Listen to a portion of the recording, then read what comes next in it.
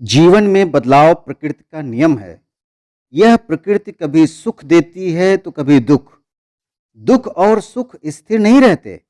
अगर हम सुख भोगने के आदी हैं तो दुख का कष्ट झेलने के लिए भी तैयार रहना चाहिए। जीवन का यथार्थ जानने के लिए प्रकृति के नियमों को समझना जरूरी है। दोस्तों नमस्कार, मैं Sudhakar Dubey, influencer, trainer, life coach, health consultant. आज मैं आपके बीच में एक ऐसे विषय के साथ आया हूं जिसे हम कह सकते हैं कि जिंदगी हर पल बदलती है। जिंदगी हर पल बदलती है। गौतम बुद्ध कहते हैं कि इस जगत में दुख इसलिए है क्योंकि हम स्वीकार नहीं करते।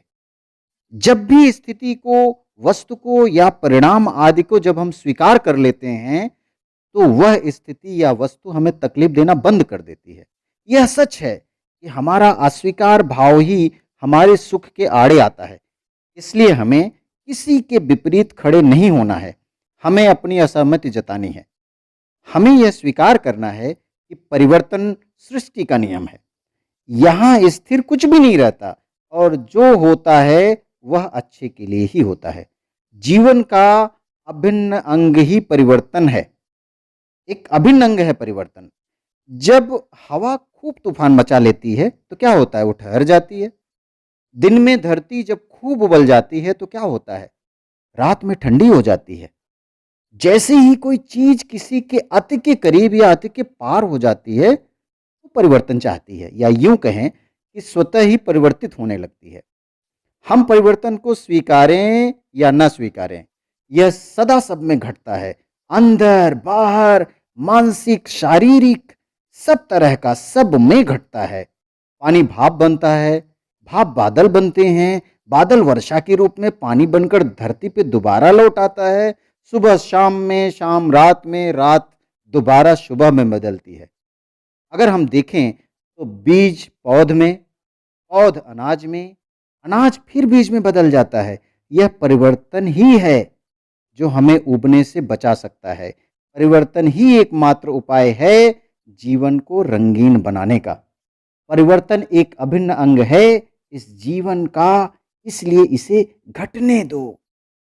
दूसरे को बदलने का जुनून छोड़ दीजिए।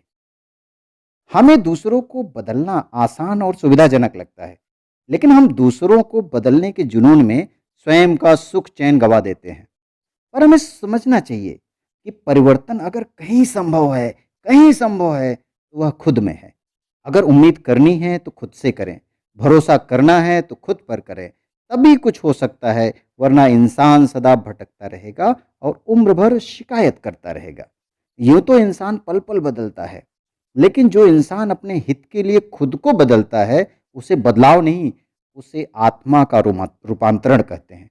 आत्म रूपांतरण में आदमी की नज़र किसी दूसरे पर नहीं बल्कि खुद पर होती है। वही कमी दूसरों में नहीं बल्कि खुद में ढूंढता है।